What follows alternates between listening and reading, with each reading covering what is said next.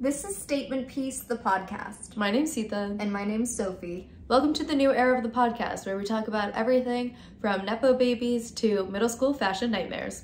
Stay tuned. Welcome back to Statement Piece. Today, we're going to talk about a topic that has definitely recently come to the surface in a lot of versions of media, known as stealth wealth or quiet luxury. Yeah, and if you've heard of quiet luxury, or if you've seen it, you've probably been watching Succession, or Gwyneth Paltrow's recent court case about her potentially skiing into a guy, which apparently she didn't, and she sued him for $1. And her outfits in court were meme worthy, went viral, for just being simple, but yet communicating wealth in a very subtle and distinct way. Yes, definitely. So to give some backstory, I was reading this Hypebeast article that was published early May, and they mentioned that the terms old money and stealth wealth have been trending on TikTok, both accumulating 480 million and 629 million views, respectively. And that's before the 1.4 billion views for, quote, stealth wealth meaning, or the Google search statistics that note a 900% increase in these terms. And also, so Tamai Sudorai, the director of the Fashion and Luxury MBA program at NYU Stern, says that this idea is basically the clothing of the highest quality, but also clothing that has timelessness, is sophisticated and understated. And this article references a lot towards Mary-Kate and Ashley Olsen's The Row, Bottega Veneta, brands that are known for being really expensive, but again, very streamlined. So this data research company called Edited had an investigation just looking at this quiet luxury trend and brought up the idea that basically after the pandemic and post-lockdown, we had this, what they call dopamine dressing, where people were kind of like flaunting what they had. There was a lot more, if you look at trends, there were a lot more like see-through fabrics, a lot shinier fabrics, just a lot more flashy items. However, post times like those, when we have harder economic times, a looming recession, and subsequently less disposable income, lead to this idea of a stripped back aesthetic where people are not really flaunting their wealth as much and are maybe more aware of consuming trends and having pieces that have more year-round appeal with a maybe better cost per wear return. Yeah. And I thought about this a little bit because in 2008, the recession led to the resurgence of minimalism. And I don't know if that's this similar shift that we're seeing now as, you know, the industry's relationship with trends and consumerism is changing.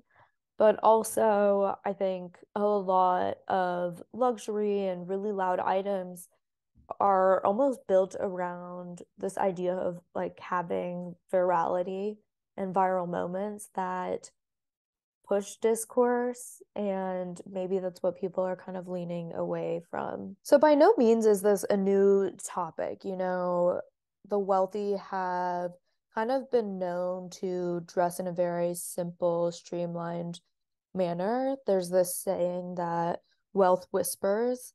And, you know, you can see that. I think a great example, I feel like we always refer back to this family, is the monarchy. You see very, very simple designs, and nothing's too loud, nothing's too blingy, nothing's too branded.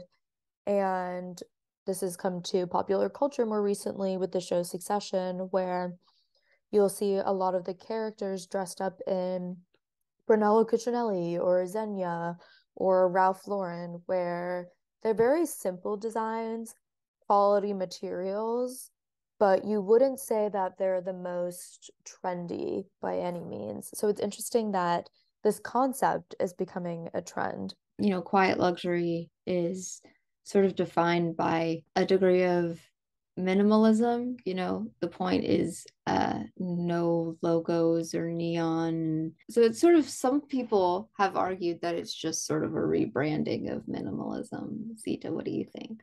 I don't think it's necessarily just minimalism because I think the concept is really rooted from the idea of if you know, you know. Like if you were in a room with all of these individuals who wear quiet luxury, would you be able to tell what they're wearing just because you are a part of that same demographic?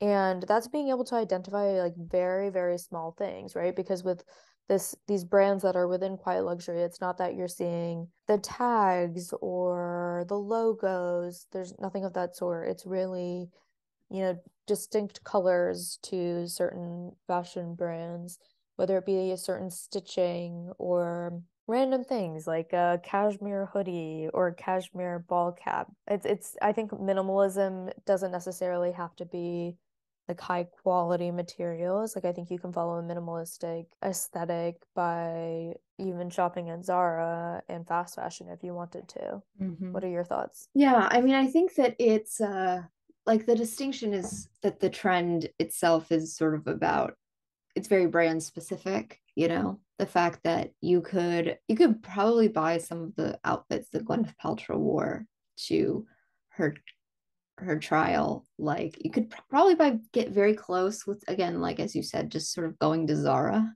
and you can sort of embody the aesthetic, but embodying the trend in and of itself fully requires getting these cashmere knits and these particular jeans from specific brands in terms of class, like um having that sophistication that sets you apart from the new money. Like I know you and I both love the Real Housewives, and I think they like embody not quiet luxury but loud luxury, because like how many times do you see them walking around with like Fendi whatever, like they're very, they buy into logo mania a lot.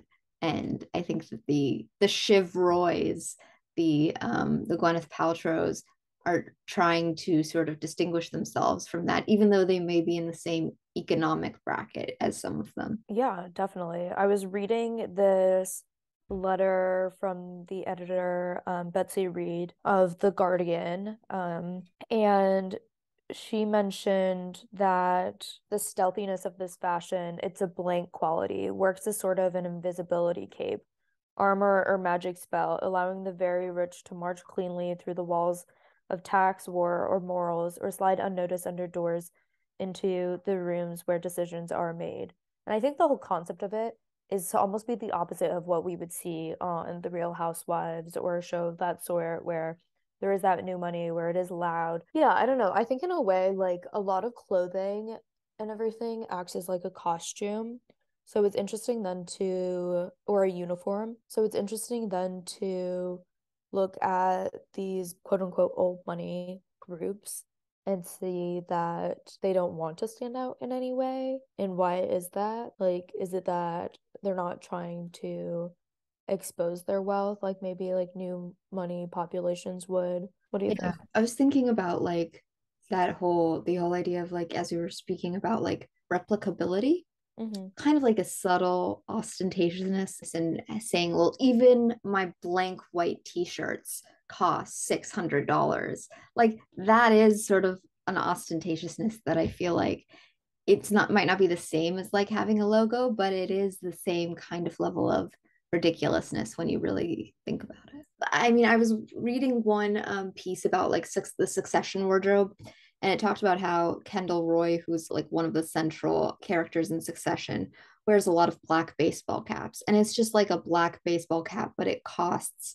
$500. It's just funny to me the way I think, these things might photograph the same as like their Zara counterparts, or they might kind of look the same to, especially to the untrained eye. Also about being in the room with them. Like you might not be able to tell the difference between, the quality of a Rose sweater versus, a Zara sweater through media, but being there in person and having a chance to like hug the person and feel the cloth or see it up close, that might be where some of those distinctions emerge. I wouldn't know because I haven't seen anything from the row like live and in person that I know of. But I think that's also part of the thing is that like sometimes I think the quality might not be as visible unless you're in the room with the person, and therefore that's what it's communicating. Yeah, no, definitely. Yeah, I mean, I think it is the same idea of like attracting attention and kind of wanting to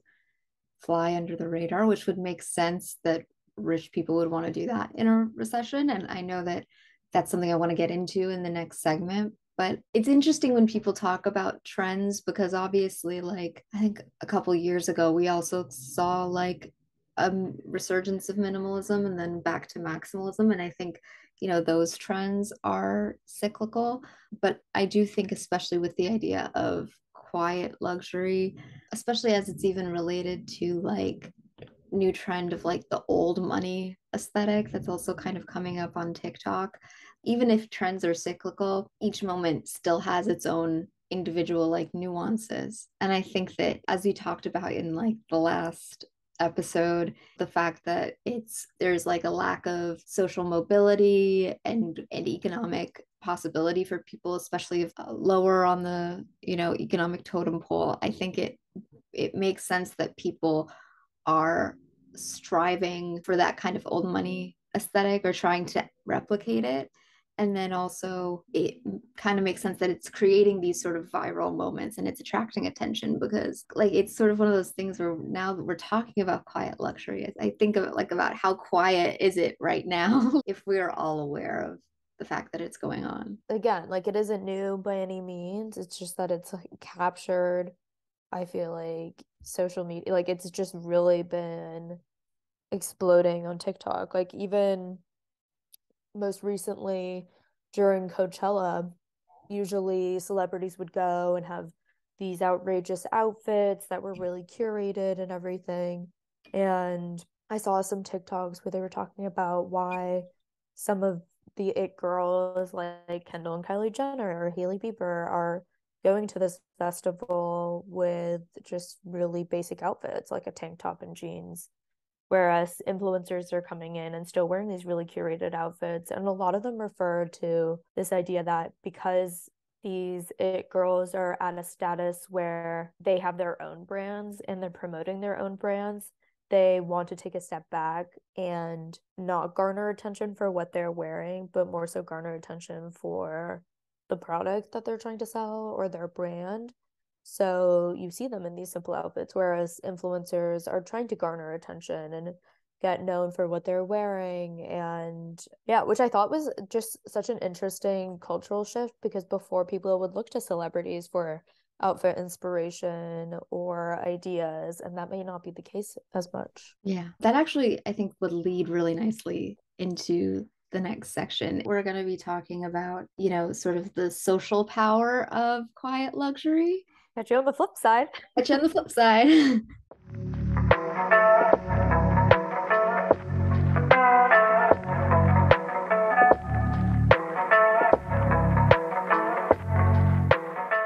Okay, so now we're back talking about what's behind the kind of turn towards quiet luxury and why rich people are deciding to dress that way and what kind of social implications it has. So, one of the things that I read that I thought was really interesting was it was a piece from The Cut, and it was talking a little bit about how, you hear a lot of phrases, especially if you're chronically online, like eat the rich, critiques of capitalism. And Tiana Randall for The Cut wrote about why is there simultaneously this obsession with rich people while at the same time there's also this supposed backlash against them. Sita, I just wanted to ask why, like your thoughts about that. Like, what do you think it is about rich people in quiet luxury that makes, normies, even if they hate the rich, sort of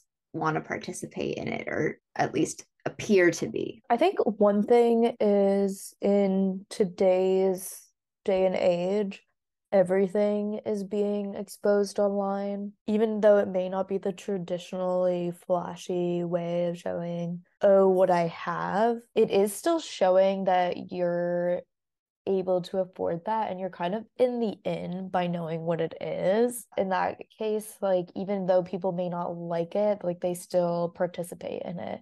And I think that's a lot of things with like the whole like eat the rich phenomenon. Like even when we talked about our Birkin episode, like I'm sure a lot of people don't want to participate in that, but because of its acknowledgement historically in the fashion world, people still consume and people still want to kind of be a part of those higher ranks. Yeah. Well, I think it's interesting that you talk about how social media has sort of made us like really defined who's in the in group and who's in the out group. Like we're in a kind of a constant state of comparison. And I think I wonder, if we weren't living in an age where you had such easy access to complete details of the lives of the rich and famous and like almost like a play by play, you can watch someone go on like a luxury vacation in real time, whether people who aren't in the upper echelons of society would really even be aware. Like how aware would we even be of like what's going on? And so I definitely think there's like a sense of, because we know what it is, wanting to be a part of it. There can be a sense of resentment that also kind of triggers a desire to emulate them in a way. Like a great reference point for this is Sophia Richie's wedding, which just happened a week or two ago. And for those of you who may not know who Sophia Richie is, she's Lionel Richie's daughter and just married another Nepo baby, basically, named Elliot Grange. And they had this extravagant wedding in the south of France. And all of her outfits and everything really fit this idea of quiet luxury. And I thought it was interesting just as a bystander because she was never on TikTok before, was never really big on social media. Like she was on Instagram, but then specifically this wedding weekend created her TikTok account. And some of her TikToks basically describe her getting ready for different wedding events and picking the outfit the day up because she's kind of known for styling herself, but they all fit this criteria. They're all very like streamlined clothes that come from these big fashion brands. And it's a very classic style, which I know created a lot of discussion because she's only our age, she's 25. And for someone who's so young, you don't really associate them with very classic, almost mature sense of style, especially with the Gen Z generation. But for some reason, it's really caught people's attention. And I think in a way, like people don't love that there's kind of like this upper echelon, but then love that you can tap into it. And now I think with Sophia, like it's almost become like a new trend thing. Like it's not just quiet luxury. Like I think it's almost like classic old money style, which isn't even new. Like it's very, very old. Yeah. Yeah, I mean, I think that, it kind of goes back to one of the things that we were saying about the Nepo babies is that being poor, being disadvantaged in those ways, it's so draining mentally and physically and emotionally. Like, I think that sometimes, like, looking at uh, these spectacles, these upper class spectacles, can be a real form of escapism as much as they might trigger also like resentment. That's it. That's an interesting way to think about it. And I really like how you highlighted the idea that there is always this sense of that people are always striving to have the unattainable. Mm-hmm. And that carries through, whether it be something as ostentatious as a Birkin to quiet luxury where they're really unrecognizable. Yeah. I've been thinking about quiet luxury a lot in the form of like soft power.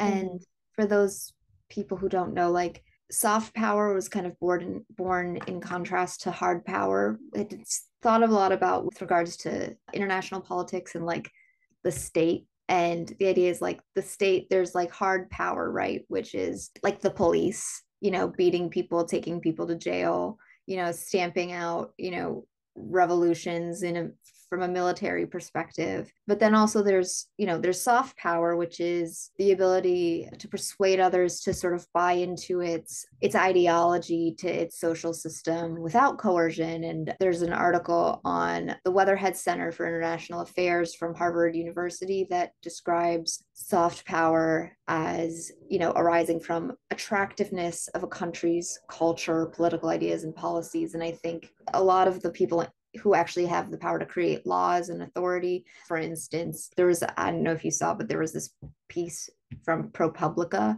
that talked about how Justice Clarence Thomas had been going on all these lavish vacations sort of paid for by this right-wing billionaire named Harlan Crow. And obviously there's speculation that, if Harlan Crow is giving all these lavish gifts to Clarence Thomas, like what kind of influence is that, quote unquote, buying him? Some writers that I've read have like tried to kind of make the connection. I think I have kind of my own take on it, but writer for The Guardian, Ava Weissman, said, noted, while we're spending all our money on a pair of slippers, we're distracted from the real work of fighting for economic equality. Buying into stealth wealth feels like buying a band t-shirt, except the band are the worst people in the world and the t-shirts cost the same as a month's rent. And the music is them laughing as they shout, "Eat shit" from a car with the greatest respect. No, thank you. So that was sort of like she was sort of coming out against stealth wealth. I actually don't think it's a distraction. I think it's more tied into actually like the logic of the rich and how they got there. I subscribe to this newsletter called Back Row from fashion writer Amy Odell, and she did an interview with Avery Trufelman, host of the podcast Articles of Interest. They were kind of talking about prep and then quiet luxury. And at one point, Trufelman noted, she was talking to trend forecasters about quiet luxury, and the refrain was, it's sort of about looking like you have your quote unquote shit together, about looking smart and looking on top of things and looking sophisticated. And one of the things I think is interesting is, like, we've talked a lot about in like the Nepo Baby episode, people get to these higher echelons through connections, and there's like a question of like, well, why are we lifting these people up? Why is, Lily Rose Depp walking for Chanel when she's like 5'3", as opposed to other models who don't have Hollywood parents? I think that there are an extreme just like amount of wealth, people who have 5 yachts when there are people in the United States who don't have one house, and, justifying why should we as a society let people become that rich at the expense of others. And I think it kind of goes back to the girl boss kind of capitalism. And because when I think about like Shiv Roy in her own way, in a more serious way, less goofy sort of Sophia Amoruso way, the girl boss of Succession, and the way that like looking like you have your shit together and looking put together in the way that stealth wealth often does, is sort of like saying, almost like looking like someone who deserves that money, as opposed to looking like someone who, is on the Real Housewives and is kind of being ostentatious and maybe quote unquote frivolous with their money. There are people who are so clearly benefiting from nepotism and generational wealth who still want to, put on the facade of like, well, I work to be where I am, and I think that stealth wealth for those people, as you said, like a costume, kind of saying, actually, I did get to where I am because of myself, because look at how put together I look. Don't I look like someone who is successful, Yeah, but I don't necessarily think it has to do with the person by any means. I think it's also just societally, like what we've seen like historically as what's seen professional. Like when I think about a lot of stealth wealth looks, or even Shiv Roy or anyone in the Roy family, like I think about, okay, that's usually what someone would wear to an office with a white collar job. And I know there was an article that mentioned like there are charities to help like homeless individuals have that they see as professional wear. Yeah. And I think that similar to what you're saying, it's like the same idea of having this costume to make you look prepared, to make you look well fit for the job. But who actually defined that? I think that just goes like way back in history. I don't think it necessarily I mean, now it may have to do with the fact that people want to carry that idea or, give the impression that they know what they're doing, they have it all together. But I don't think it necessarily has to do with the person. Yeah, I am trying to find this TikTok I saw. Her name's at Hot Weird Girl. And if I can paraphrase her TikTok, was that if we think back to like pre-French Revolution, the wealthy and the upper class sort of asserted their power with like this sort of extreme extravagance. Think Versailles, the most lavish. And obviously, this is speaking about French culture and European culture, which is obviously distinct, but I think also a very important influence and through line in American culture because so many of the classic traditionally wealthy people in America, especially old money, are white and of European descent. But then she noted how like when robber barons and kind of new money started, there was a switch from let's be lavish to actually let's be more reserved as new money in the United States tried to copy the old money in Europe. And so it's kind of like constantly like changing the rules as a way of kind of class guarding, even though it's literally the irony is it's literally like about old money and having that generational wealth. So it's sort of like a weird kind of like there's a weird like tension in it, I think. It's interesting because I don't think a lot of people even recognize that. Like recently when I was in LA, I was surrounded by a lot of tech people, and I think that phenomenon that you're talking about is very clear there, where they're trying to fit in. It's a lot of young people running around with a lot of money. And I think there's this idea of, oh, they're going to buy good quality things and kind of have a uniform so they don't think about it. But again, it's trying to fit that old money idea, aesthetic, and things that they're definitely not thinking about. But that's just kind of the norm now. Yeah. Well, it is that like you mentioned Mark Zuckerberg and his like he wears like what looks like a normal t-shirt, but it's actually like I think it costs something like $500. Like it's actually secretly super expensive, even though it looks like you Yeah. just buy it at the Gap. But I think even with like tech bros or whatever, because like it's interesting because even though there's this sense of like aspiration right now, there's also this sense coming from like lower classes in society. There's also, I think, a pressure of relatability for upper classes.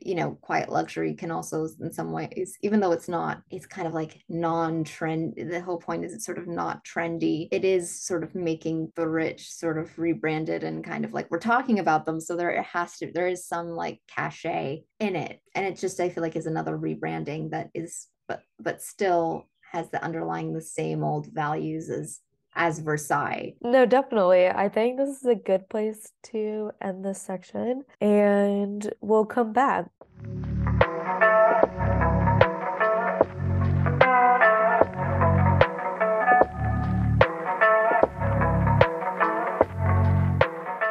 All right, we're back. Yeah. Okay, so overall, what are your thoughts on quiet luxury for yourself? No, thank you. I think it runs counter to my own aesthetic, but I think when I really want to like dress up, I would be dressing kind of more maximalist. Like if I'm gonna spend $1,000 on something, I would want it to be like make a statement as opposed to something that's trying to blend in. Like if I'm spending $1,000, I'm gonna stand out. What about you? Yeah, I definitely think it depends on the context. I think on the daily, I'm a lot more casual. And with that, I think a lot of things I wear when I go to work are very streamlined, are very just kind of fitting in with sometimes a little bit of my personal taste. And that's more so just because I want to exude professionalism. Mhm. And I'm trying to fit that role because unfortunately, I do think young women in that setting, it could go either way if you're just not wearing something appropriate. So I think in that sense, like I definitely would prescribe. I also think like I do like the classics. Like I do like a good classic. And I do think I have like some of those where it's like, okay, I will invest more into something that's a good classic, that's good quality. Is that my entire closet though? No. And I don't think it would be. Like I like having a good mix and match of like vintage and contemporary and minimalist, but that's just my own personal taste. It's interesting the way I think our jobs differ. Obviously you're an aspiring doctor, and I think if you don't want a doctor to come in wearing all Gucci, like flashy logos and stuff, and but you would want your doctor to look professional and in a way impressive. You want to feel like this is someone who has something under control. It can depend for me, but sometimes I know when I'm going into interviews, especially if I'm talking to someone who doesn't give like interviews to publications like for a living, like a communications person or a media person. I always like kind of try to dress down a little bit to kind of put them at ease, to make them feel like, oh, it's not that big of a deal, because most of the time like it really isn't. And I think people get really like nervous about speaking to a journalist, so I just sort of like try to dress it down. Like I think if I showed up looking too flashy or even like too put together, it almost might throw that person off. So I try to like looking obviously like I have my shit together, like they're like it's legit, which it is, but also at the same time not trying to intimidate anybody or Yeah, like not too poised. And you don't want it to come across as too slick. you're not approachable. Yeah, Yeah, yeah. still being approachable, which I think is like an interesting, balance. Yeah, yeah. So we thought it would be interesting and kind of fun to put together our own quiet luxury outfits. If we had an unlimited budget, what would we pick to wear? Sophie, would you like to go first? Yeah. So I did this last night. It was a bit rushed, and I'll say that my methods was I went to Bergdorf Goodman and just listed everything from most expensive to least expensive and just like combed through the top. As a form of window shopping, it was almost kind of cathartic to just be like, I don't have to look and see the price. Starting off with this is the brand that Kendall hats came from, in a big quiet luxury brand. It's Loro Piana, which is a Lago Maggiore cable cashmere turtleneck sweater, and that costs $3,225. And it's like a turtleneck with like that's also kind of like cable knit. The second thing I wanted to pair that with was a kind of army green flared midi leather skirt from Vince, which is about $1,400. I also paired that with the Row patent leather lace up derby loafers in eggshell white, which comes out to about $1,300. And then this is where the outfit starts to like, now, not that it's been low, but like the true money comes in right now, which is actually not so much the clothing itself, but the accessories. Oh, I found it's like just a little chain. You would not think twice, but it's Nam Cho white gold Riviera necklace with diamonds, but the diamonds are very small and very subtle. And that costs $28,600. And then finally, I would accessorize with the Gabriel fold over top handle bag in woven leather from the Row, which is $6,700. I calculated it out, and in large part because of the necklace and the bag, the cost of this outfit, $41,170. And if I were a rich mom taking my child to Brearley, or in the back seat with my driver, that's what I would be wearing. That's a staggering amount of money for an outfit that when you see it and you put all the pieces together, it's cute. Obviously, I would wear it, but it's pretty basic. Anyway, Sita. yeah. So I took a slightly different angle to this. It's all still quiet luxury, but slightly different. So for my main top and bottoms, I picked from Bottega Veneta's most recent line, and basically it's this concept of trompe l'oeil, which is like an art term that means it's like an optical illusion to look 3D, but on a 2D surface. And so in Bottega, or from Bottega, they had these pieces that are made from leather but look like cloth material. So they have these leather pants, but they look like denim jeans.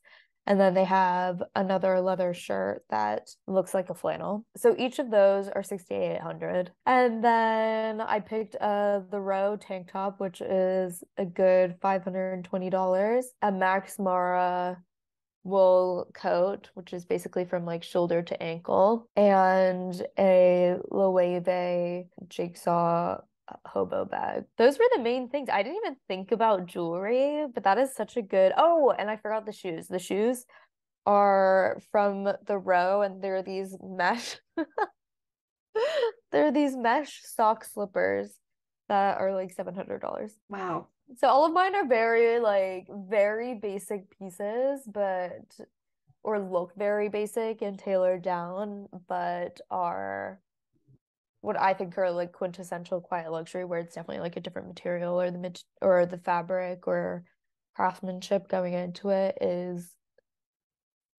supposedly a lot higher quality. Yeah. But would someone wear that on the daily? I don't think so. Like I haven't even seen a celebrity wear any of those Bottega pieces because I don't really understand the use of it when like someone could just get regular jeans and a flannel Yeah. if That's that's the look that they're going for. I feel like that really also encapsulates like quiet luxury in a very I think that that's like that kind of is like perfect and like conceptually perfect for quiet luxury. It kind of almost reminds me of like the opposite of like the Balenciaga hats or clothing that it's like it's designed to look like you put them on and you look tattered. That's so fascinating. Do you have Well, I any think idea that's like what's so cool about fashion is that you could go from extremes to like the Balenciaga tattered, worn down items to then this stealth wealth sense of like really tailored, really precise Mhm. pieces of clothing or accessories. No, it's interesting. I'm always obsessed with like the kind of class cosplay, whether it's like you want to look like a person at the lowest depths of society, or you want to look like I think what quiet luxury often aspires to, which is like a middle class mom in a minivan kind of look, like a But in this working case, mom. it's like upper class mom and like a G-Wagon. Yeah. Or I Well, guess that's too flashy. It would be like, Audi probably. oh, you're right, an Audi. You're right, you're right. Audi, the quiet luxury car. Awesome. Well, I think that that's just about wraps it up, doesn't it? Yeah, definitely. If you have any comments on quiet luxury, please let us know. We'd love to hear them. And if We'll you be want to check putting out the outfits that we described, it'll be on our Instagram. Yeah, as always, Sita, it was a pleasure. See you next time. Bye.